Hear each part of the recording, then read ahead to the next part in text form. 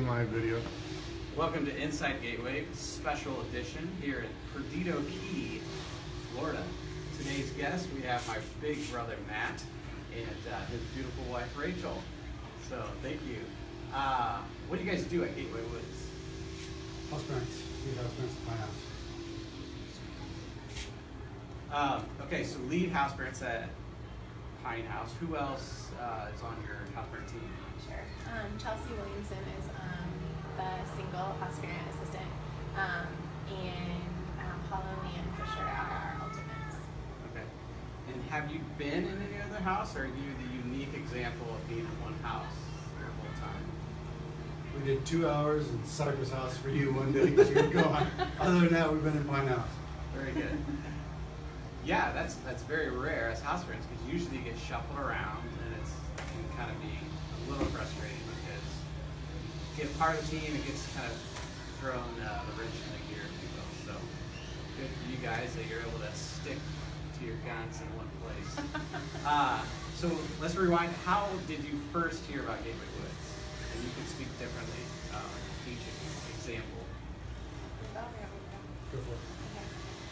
I feel like I just always knew about Gateway growing up. I always heard about the auction.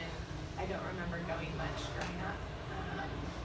But then as I got older, college age, I think we went once or twice.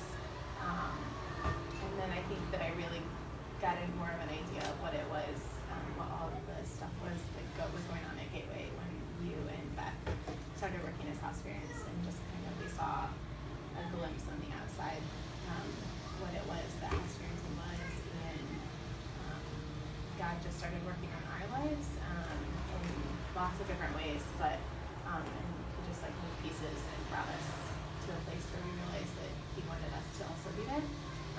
So we've been there for 3.5 years now. Okay. Wow. Yeah. How about you, Matt? What was your first experience with Gateway? You guys, I think. I don't remember much of it from as a kid, even being in Bluffton. I remember hearing about Gateway, but up until you guys were working there, I thought it was an orphanage. I had no idea what Gateway even was. Yeah. So, Okay. Very good. So 3.5 years. Looking back, would you do it all again? Yeah, Yeah. definitely. Okay. It's not been easy, but we've done a lot of growing, and God has moved in like really big ways. It's not something that I would say that you should expect it to be easy, because it's not. But I would definitely do it again. It's definitely where God wants us, and He's not done with us there. Yeah. And so, what is a favorite memory? And you can each share one, or a funny memory, or something that just kind of, when you're like, wow, this is really terrible, but it keeps you going. We have a door that goes into the office from our apartment, and on it we've put pictures and notes and things that the kids that have come into our lives have given us. And I feel like it's a really good place for it, because when you walk into the office from our apartment, it just changes what you are doing. And so it's a good reminder of the impact that you're making on people's lives. I think I love the contact that we still have with the kids that have already gone on, and I think that probably motivates me more than anything to keep going. Yeah. And before Matt speaks in, like, can you give a rough estimate of how many kids you've worked with in the 3.5 years? I think around 25. Yeah. Is that right? Yeah, that's crazy. So, as people don't understand, I mean, a resident, I wouldn't want to say shelf life, but basically their stint at Gateway Woods is 6 to 18 months, and I always thought of it as generations. So it's like, oh, 2 generations ago we had this house, Yeah. and it's crazy how fast time goes. Goes so And fast. you can forget about the kids, but thankfully God puts them on our hearts, and you have those pictures, you have those notes Yeah. to constantly remind you of these kids existed. Yeah. Even though they've gone on, they still are a part of your life, and hopefully God, what He did through you guys is still part of their life. Yeah. So, what about you, Matt? What is a fun memory or something that just really kind of keeps you going? fun memories, just some of the trips we've done, some of the kayak trips, and some of those things. The basketball nights with the guys have always been like a fun thing. I don't know if that's what necessarily keeps me going. I know when I've hit tough patches to where I don't think I can do it anymore, the Lord always seems to put somebody in my path, just whether it's encouragement or it's a former resident out of the blue just contacting me, asking a question, whether it's a biblical question, whether it's just a life question, and that floors me, because a lot of these kids, you're thinking, this kid's gonna leave here and never want anything to do with me because I feel like they hated me. But it just shows that what we're trying to do is show them love, and sometimes you don't feel like you're showing them any love at all, or you're just kind of lost as what are we doing here? Are they even listening to what we're trying to share with them? And then you see once they've gotten out that they actually did hear some of what you said, and they're reaching back out for more. Yeah, very good. So we are in Florida, so you're time Sweating off, like crazy. vacation, right? Explain a little bit like your month and kind of your time on, time off, and how that works. We get 9 days off a month, no matter what. And then we have an allotted 14 days of vacation a year.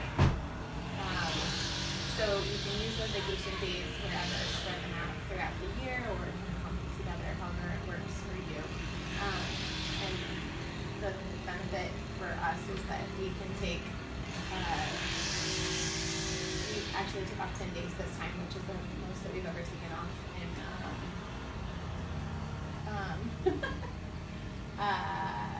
so we took 10 days off this month, which is the most that we've ever taken. But our Paul and Leanne were extremely gracious and said, go for it, and don't think about us back at home, which doesn't really happen, so that's okay.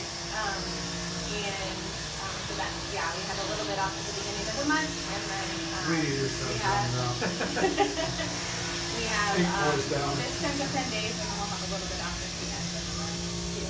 But Very good. Fun little fact. We started the same day as Paul. So I don't know if you knew that, but yeah, June 20th, 2013.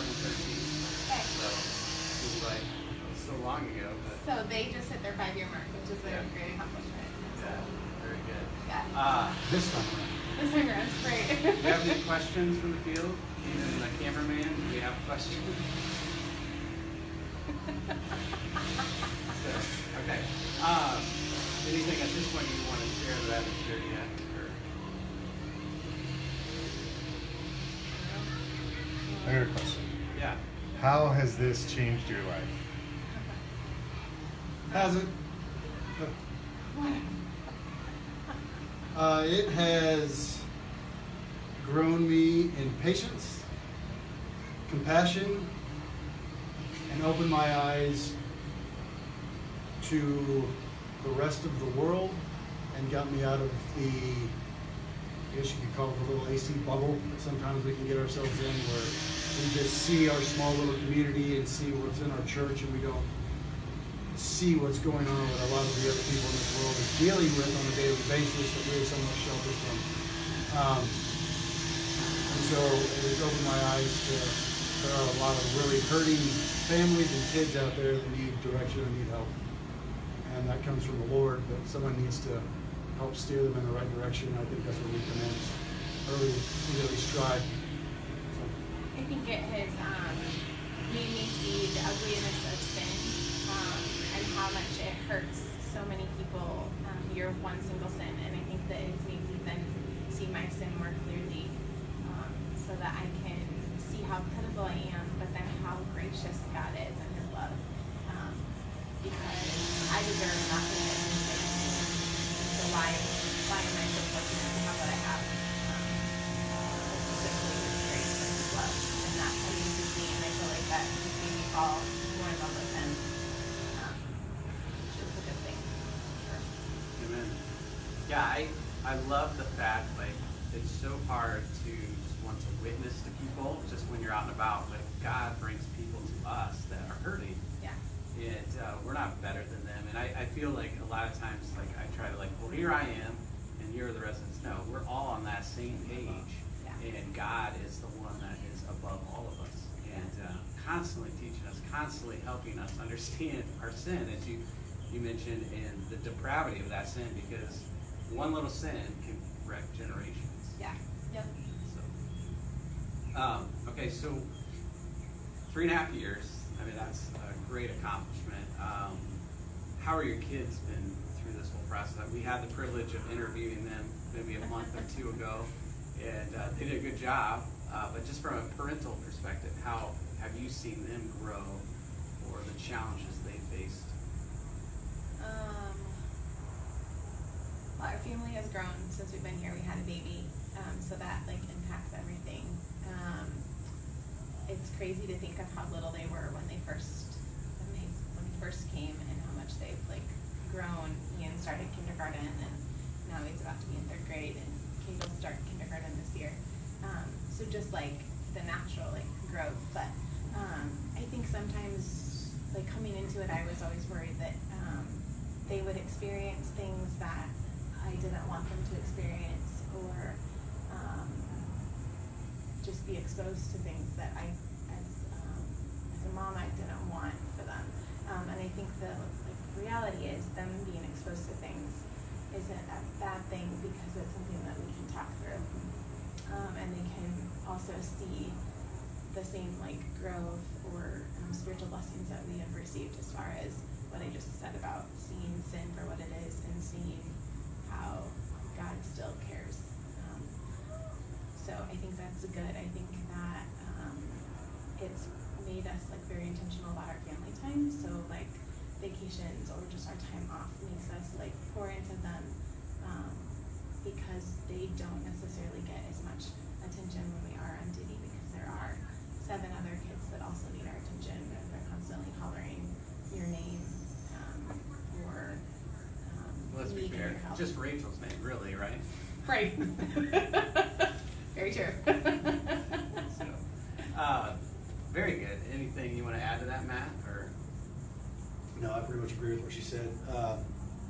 Ian, our oldest, has reached a point now where he's vying for more of my time, because he sees me putting in time with the residents playing basketball and different things like that. And so that has been hard for me when I can't necessarily pull away and give him that one-on-one time. So I just have to make it a point that when I do have those opportunities to spend that one-on-one time with him, or whenever possible to include him with the residents, taking him to Tuesday night basketball, and those different activities, and letting him tag along and be included. And he's actually doing great at it, so. good. Chad K, shameless plug. Shameless plug. Anyway, he told me a long time ago, because you still do your one-on-ones with your residents, right? Yeah. He would do that intentionally with each of his kids. Pick a day, this is our one-on-one time. That's a good I thought idea. that was a really cool That is a thing. good idea. Our kids were a little young, so it was really kind of hard to manage, but I think for Ian and Kate, that would be a really cool thing to throw in there, and it makes them feel special. You know, this is just us, we're gonna go do whatever you want. That 15 minutes, the hour, whatever Yeah. are able to provide, but it's just really cool. And just to have that perspective, I think it's Yeah. empowering. Yeah. How are you two not sweating? I'm just dying over here so much. Question? Yeah, we got a question from Jack. If you could go back in time and tell yourself something based on your experience at Gateway, what would it be? Great question. That is a really good question. Yeah. I think maybe love more. I look back like to my high school days, and I wonder if I like could have seen more people that were hurting, or experiencing things similar to what our residents are experiencing. I think I also have been blown away by how many people don't know the gospel or don't know the Bible, and how much more you can do by just sharing about Jesus, because people don't know the story at all, which is impressive considering we have Bibles in every bookshelf, churches on every corner, and yet people don't know this I still remember a story that Ross wrote, and I don't know the resident, but they were putting up the nativity that used to be put up. I don't think it's being put up anymore at the new sign, but we're figuring that out. But anyway, they were putting up the nativity, and he was like, "What is this all about?"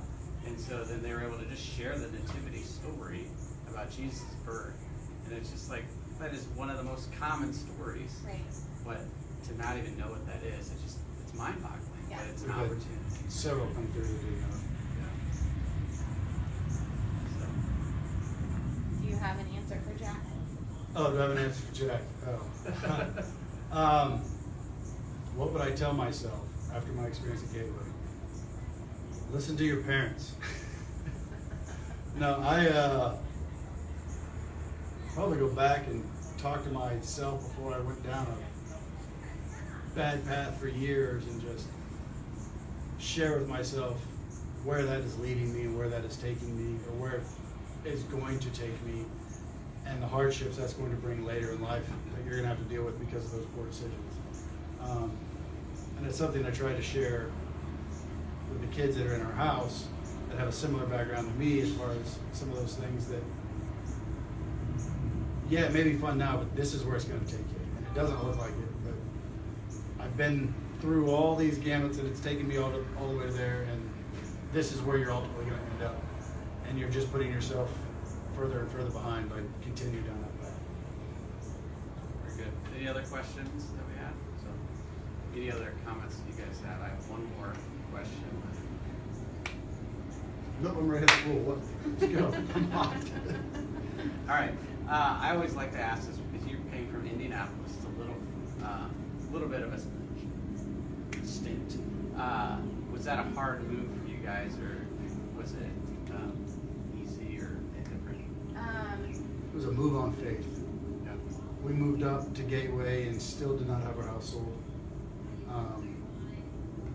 We had both quit our jobs down there, so we went through a stint where we had no money coming in, still paying for a house down in Indianapolis, and we're living 2 hours away, starting something new, and had to wait a month to get paid there. So that was a huge adjustment, and it really built my faith, because I was like, all right, we felt this, we were lead to be here, and now it's really getting to crunch time, and you'd be amazed at a reimbursement check would show up in the mail, or just things just happened that we never once had to work. And it was just a confirmation that we were doing exactly what the Lord wanted us to do at that time. So, Very good. you really took care of us. Anything to add, Rachel? I think the hard thing about it was like leaving friends that Yeah. you had made there, but it wasn't hard in like the grand scheme of things, because it was the right thing to do. Very good. Thanks. I enjoyed this chat, and thanks for joining in, and we will see you next week.